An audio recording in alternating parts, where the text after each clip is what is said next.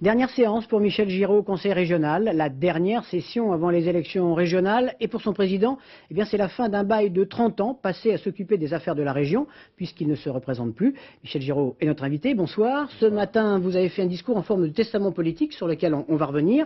Mais d'abord, je vous propose de prendre connaissance du compte-rendu de cette ultime séance, signé Jean-François Parmentier et Jacques Gauthier.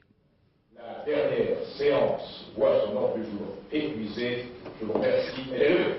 Michel Giraud tire sa révérence devant une assemblée à moitié vide. 30 ans au service de la région, dont 18 ans consacrés à la conduite de cette assemblée tumultueuse. Michel Giraud quitte sa fonction sans amertume, mais dans une ambiance quelque peu délétère. À l'heure du bilan, l'opposition ne lui offre guère de salut, campagne électorale oblige. J'écoute ce qui se passe autour de moi et je constate qu'en particulier, M. Balladur ne fait jamais référence au bilan de M. Giraud et ne s'appuie jamais sur les réalisations du Conseil régional pour justifier quelque politique que ce soit. Aujourd'hui, on a une assemblée régionale dirigée par la droite qui est dans une impasse totale, politique, tant sur les projets que sur le budget, que sur les affaires. Le bilan est très négatif et encore une fois, le RPR et l'UDF n'osent même pas le défendre. Les sortants ne pourront pas défendre leur bilan puisqu'ils sont jetés.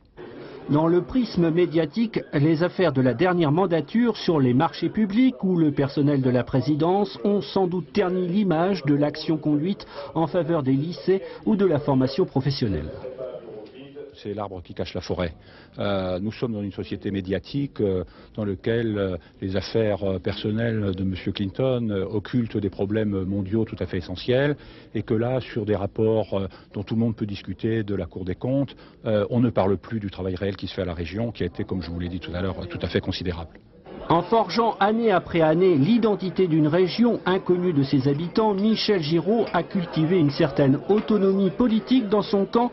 Cela ne crée pas que des amitiés. Son fauteuil appartient désormais aux états-majors des partis.